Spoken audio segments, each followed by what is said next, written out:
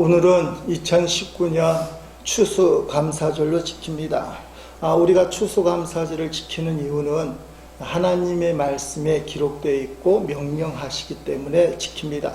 신명기 16장 16절부터 17절에 보면 너희 가운데 모든 남자는, 이때는 남자라고 표현되어 있지만 모든 하나님의 백성은 1년에 3번 곧 무교절, 무교절은 유월절을 의미하고 이스라엘이 애굽에서 나온 날, 구원받은 날, 구원받은 절기, 그리고 77절은 맥주감사절과 초막절, 오늘 지키는 이 수장절, 초막절이라고 불리는 추수감사절에 내 하나님 여호와께서 택하신 곳에서 여호와를 배울 때 빈손으로 여호와를 배웁지 말고 각 사람이 내 하나님 여호와께서 주신 복을 따라 그 힘대로 드릴지니라. 아멘. 그래서 우리가 추수감사절 절기를 드립니다.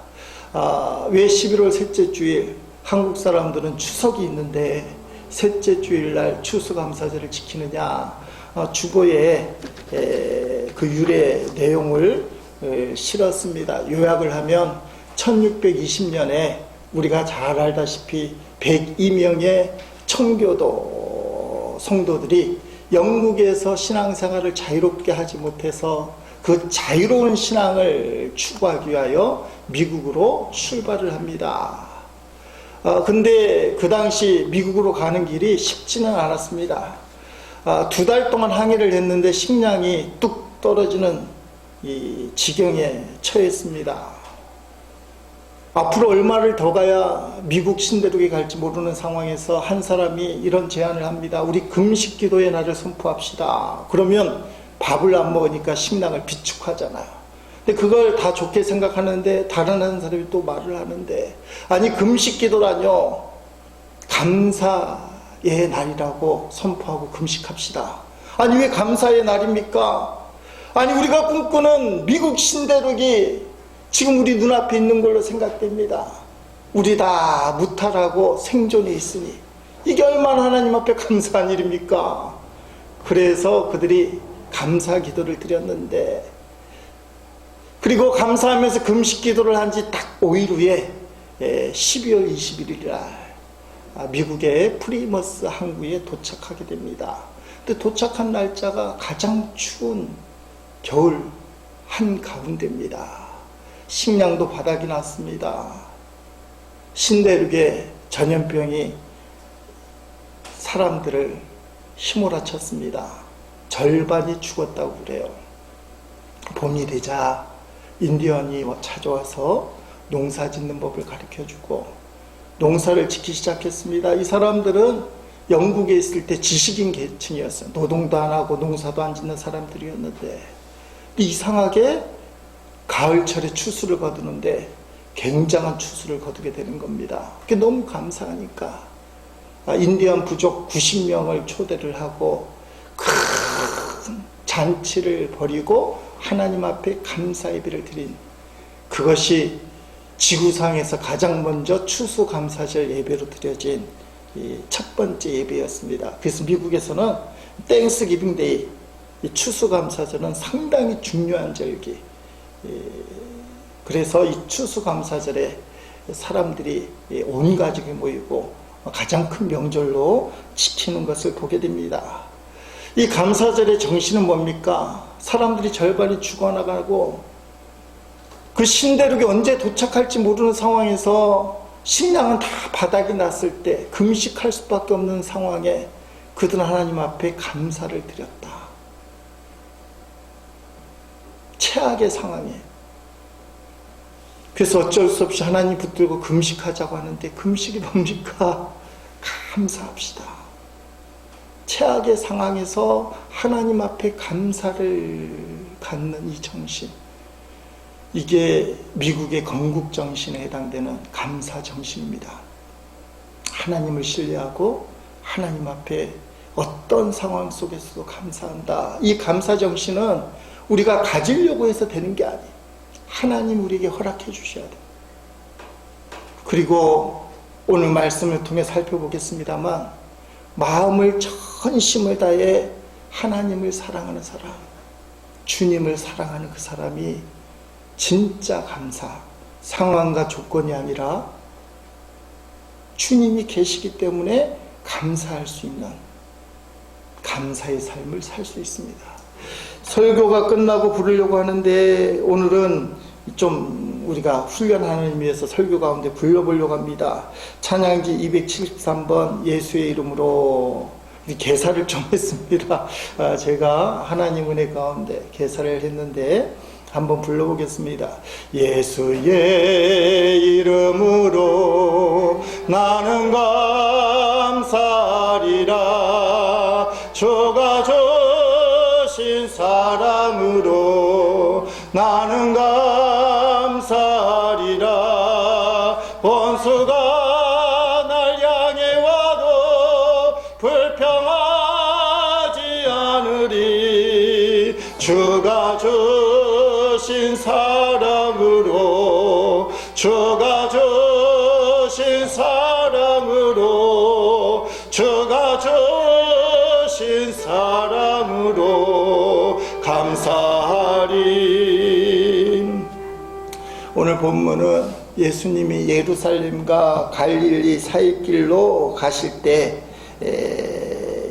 그 예루살렘을 향해 올라가실 때 사마리아와 갈릴리 사이길로 가실 때 생겨난 일입니다. 어떤 마을을 지나가는데 10명의 나병 환자가 먼 길에서 예수님을 알아보고는 예수 선생님이요 우리를 불쌍히 여기소서 그렇게 외치면서 시작된 장면입니다. 이 사람들이 예수님을 멀리 서서 부를 수밖에 없는 이유는 나병 환자들이었더라. 나병 환자는 마을에서 쫓겨날 수밖에 없는 그런 사람들입니다. 그리고 사람들을 어쩔 수 없이 지나갈 때는 자기 자신을 부정하다. 내가 나병 환자니 피해 가십시오. 그러다가 어쩔 수 없이 사람들과 가까이 가게 되면 일반 사람들이 돌을 던져도 맞을 수밖에 없는 그런 사람이 나병 환자입니다. 얼마나 불쌍한 사람들입니까? 사람들 속에 살 수 없고 쫓겨나고 사람들 주변에 살 수밖에 없는데 문제는 먹고 살기 위해서는 사람들을 떠나서 살 수가 없어요. 사람들이 자선을 해주고 도움을 줘야만 먹고 사는. 그러니까 사람들 속에는 들어오지 못하고 사람을 영원히 떠날 수도 없고 사람들 주변에 맴도는 사람들. 사랑하는 가족과 헤어지게 되고 자유롭게 다닐 수 없게 되고 주변에서 방황할 수밖에 없는 사람들. 여러분 이렇게 함께 예배드릴 수 있는 게 큰 축복이에요. 교회 공동체 안에 들어와서 함께 하나님을 찬양하고 예수님을 구주라 고백하고 주의 사랑을 나눌 수 있는 것. 근데 시키지도 않았는데 공동체를 방황하고 떠도는다 사람들. 성경에서 나병 환자로 가장 알려진 사람이 누구일까? 나아만 장군이에요. 나아만 장군. 아람 나라의 군대 장관인데 전쟁에서 혁혁한 성과를 거두어서 왕다음에 제2인자가 된 사람. 그래서 모든 백성이 우러러보는 위대한 장군이 나아만 장군이에요. 화려한 장군 갑옷을 입고 사람들 앞에 보란듯이 서서 존경과 박수를 받는 사람인데 근데 그 사람이 나병 환자였더라. 겉으로는 화려합니다. 멋있는 옷과 분칠한 얼굴로 병을 숨겼지만 몸은 썩어 들어가고 생명은 쏙히 사망의 길로 달려갈 수밖에 없는 불쌍한 인생. 그게 나아만 장군이었어요. 여러분 이 나병이라는 것은 지금 생각해도 다들 싫어하잖아요. 하늘에 내린 천병이다. 천벌이다 생각도 하고. 이 나아만 장군이 자기 집에 있는 어린 소녀가 자기 조국에 위대한 하나님의 선지자가 있습니다. 그 정도 나병은 깨끗이 낫게 해주시는 분이 계십니다. 그래서 찾아간 곳이 엘리사의 집. 우리가 잘 아는 내용이잖아요. 큰 나라의 2인자 군대 장관 나아만이 딱 갔더니 엘리사가 코빼기도 안 보이고는 요단강 가서 7번 씻거라. 그럼 나을 것이다. 아니 우리나라에는 요단강보다 더 큰 좋은 강이 있는데 여기 목욕하러 왔느냐. 자존심이 구겨져서. 근데 옆에 있는 사람들이 더한 것도 시키면 할 텐데 나아만 장군이 요단강에서 7번 목욕했더니 깨끗이 나았더라. 6번까지는 안 나아요. 7번째 들어갈 때 깨끗이 나았더라. 신앙생활 할 때 6번까지 노력하고 마지막 7번을 안 해서 결과가 망쳐버리는 사람들. 여러분 생각해 보세요. 나아만 장군이 요단강에서 목욕할 때 6번까지 목욕을 해도 나을 기미, 조짐이 한 개도 없어요. 썩어 문드러진 몸은 그대로고 머리카락 다 빠져있고 어떻게 할 겁니까? 엘리사를 통해 주신 말씀은 7번째인데 7번째 들어가야 돼요? 말아야 돼요? 왜 꿀먹은 보아머리예요? 7번째 들어갈 거예요? 안 들어갈 거예요? 들어가야 되죠. 아니 6번까지 해서 안 되면 끝이지. 근데 말씀 7번이니까 들어가는 거예요. 깨끗이 아기 피부같이 나왔더라. 이게 전해져서 여기 9명의 나병 환자들이 그걸 기억하고 있어요. 같은 병을 가진 사람. 성경에 보니까 유다 왕 중에도 유시아라는 왕이 나병에 걸렸어요. 근데 왕도 나병에 걸리면 천벌을 받았다고 사람들 못 만나게 왕실에서 쫓겨나고 죽어서도 왕실 무덤에 묻히지 못하나. 우시아와 같은 비극적인 왕도 기억하지만 이방 나라의 나아만 장군이 엘리사한테 깨끗이 고침을 받았다. 여러분이 나병 환자며 꿈에도 소원이 뭡니까? 우리 시대의 엘리사를 만나서 나도 나병을 고침받겠다. 그런데 어디서 들려오는 소원이 하나님의 아들 예수 그리스도가 병을 고친다는 거예요. 앉은 자를 일으켜 세우고 죽어가는 사람도 살리고 너무 아름다운 소식들이 들리는데 9명의 나병 환자들에게는 그 소문이 복음이었습니다. 그래서 예수님을 만나기로 작정을 하고 마귀러기에 예수님 오기만을 기다리고 있었습니다. 마음의 확신을 갖고. 왜 그러냐면 앞으로의 행동을 보니까 이 사람들이 얼마나 확신을 가졌는지, 얼마나 간절한 소원을 가졌는지, 그리고 얼마나 애타게 예수님을 기다렸는지 분명히 드러납니다. 여러분, 분명한 사실은 살아계신 주님을 만날 때 그때 역사가 일어나요. 문드러진 나병 환자가 고침을 받습니다. 죽을 수밖에 없는 인간이 구원을 받습니다. 어둠과 절망의 인생이 환하게 밝아지는 것, 그것은 살아계신 주님을 만난다.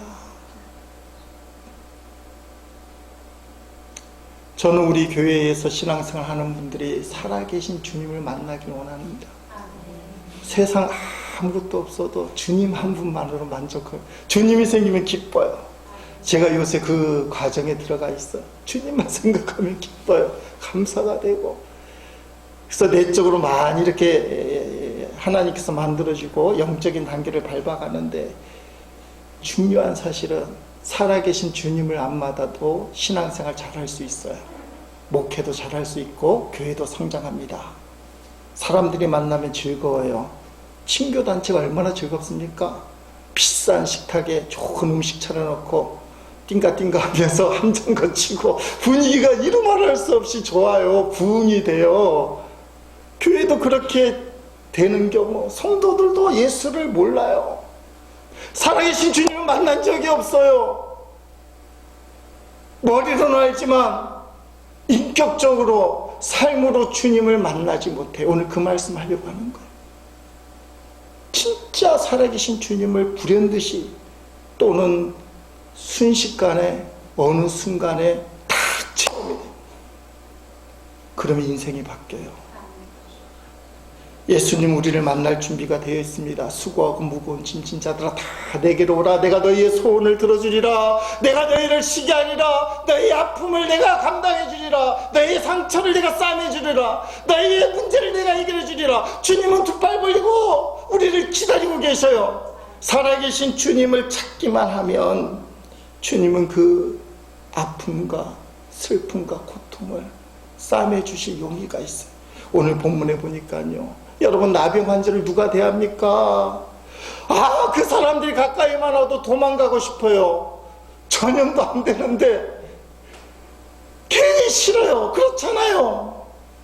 여러분 주변에 냄새가 풀풀 나는 행여자 한 분만 와도 인상을 쓰면서 코를 잡고 그러는데, 나병 환자가 실제로 존재한다면 누가 그를 대하겠어요?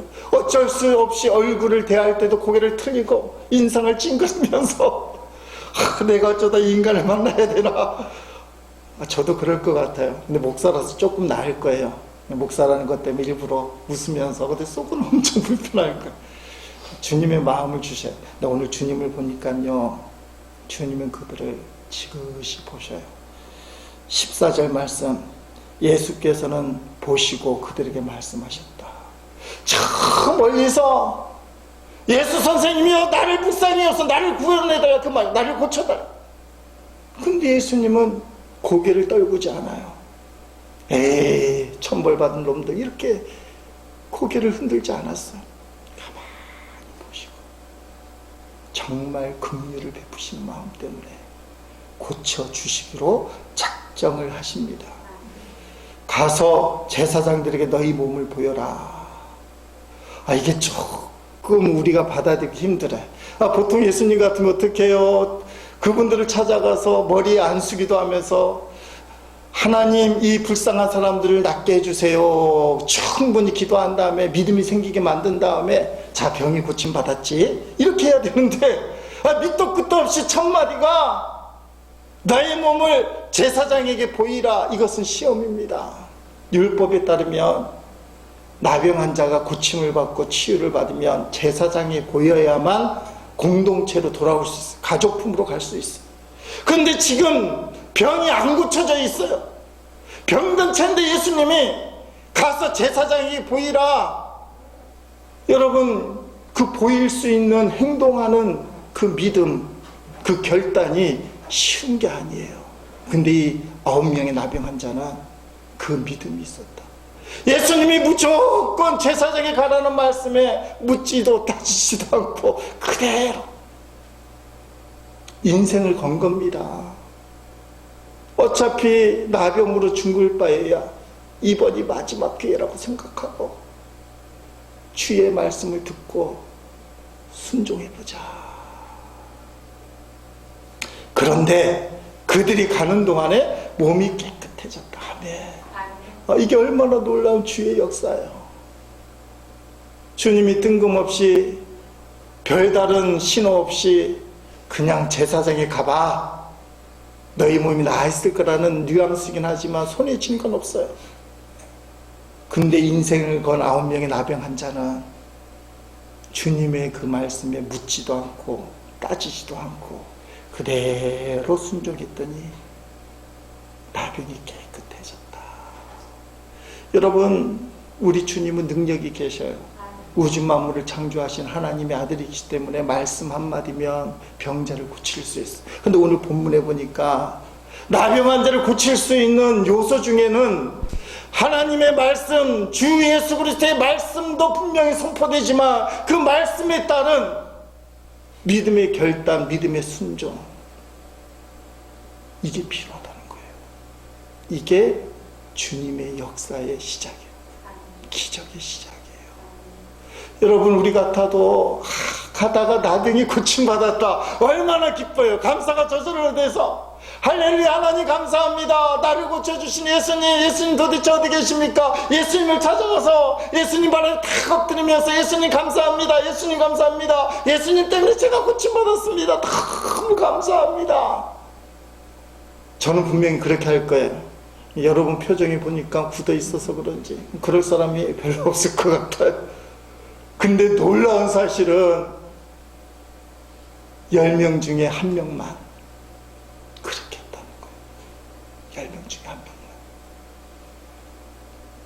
성경에 보니까 1명은 이방인이라고 보여지는 사마리아 사람. 사마리아 사람은 좀 섞여 있는 사람이 이스라엘과 이방인들, 그래서 이방인 취급당하는 사마리아 사람만 예수님께 돌아왔더라. 역으로 얘기하면 하나님을 제대로 믿는 유대인들을 9명이었어요. 하나님을 제대로 믿는다고 표현되는 9명의 나병 환자는 온데간데 없이 다 어디 간지 모르고 딱 한 명만 예수님을 찾아왔습니다. 예수님 이 부분을 아주 심각하게 생각하셨어요. 17절 18절에 그래서 예수께서 말씀하셨다. 10사람이 깨끗해지지 않았느냐? 그런데 9사람은 어디에 있느냐? 하나님께 영광을 돌리려 되돌아온 사람은 이 이방 사람 한 명밖에 없느냐? 얼마나 안타까우며 나머지 9명 도대체 어디 갔습니까? 어떤 사람은 이 몸이 더러워서 주님 찾아가기 민망해 병 고침받았지만 냄새나는 옷, 더러워진 몸, 이거 갖고는 못 가. 또 어떤 사람은 이렇게 큰 의뢰를 주셨는데 빈손으로 어떻게 가? 이거 빈손으로 찾아갈 수 없어. 또 어떤 사람들 대부분은 병이 낫는 순간 가족이 생각나요. 사랑하는 사람이 생각나요. 그리고는 그 사람들 향해 먼저 달려갔다고 볼 수 있어요. 여러분, 어느 누가 나병에서 고침받았는데 감사하지 않는다고 할 사람 어디 있어요? 물에 빠진 사람 구해줬더니 보따리 내놓으라고 하지만 나병에서 고침받았는데 어느 누가 하나님께 감사하지 않는 사람이 어디 있어요? 근데 최우선순위가 누구냐가 중요한 거예요. 묻지도 따지지도 않는 믿음으로 하나님의 놀라운 역사, 은혜를 누리지만 그 다음에 대응은 묻지도 따지지도 않고 주님만 보이느냐 안 보이느냐 차이예요. 냄새나는 옷, 빈손이지만 오직 주님밖에 안 보이는 사람은 10명 중에 1명밖에 없었다.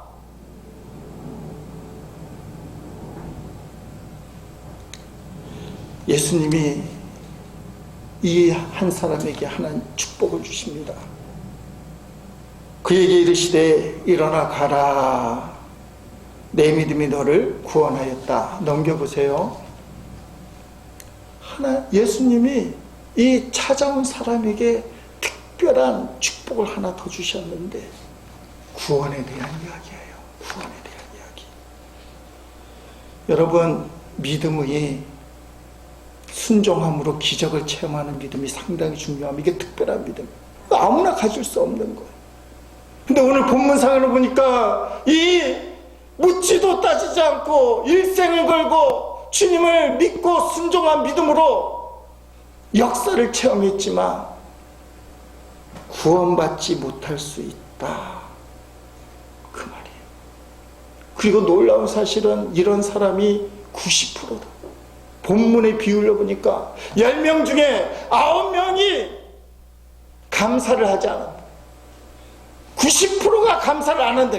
10%만이 오직 주님만 보여서 주님께 감사했다. 여러분, 좀 더 심각하게 얘기하면 9명의 우리가 보기에 너무 좋은 믿음은 조건부신앙이었어요. 자신의 소원이 이루어지기 위한 그 신앙, 주님의 능력과 주님의 은혜를 간구하는 그 신앙. 근데 그 신앙은 주님만을 간구하는 신앙이 아니라 주님부터 생기는 부수물, 병고침, 성공, 부자가 되는 것, 그게 성취되는 순간에 주님보다 자기가 더 드러나는 거예요. 본인은 아니라고 우길 겁니다. 난 그래도 주님을 더 생각해요. 근데 주님만은 보이지 않았어. 더 심각하게 얘기하면 그 마음속에 자신의 역할이 있다고 착각할 수 있어요.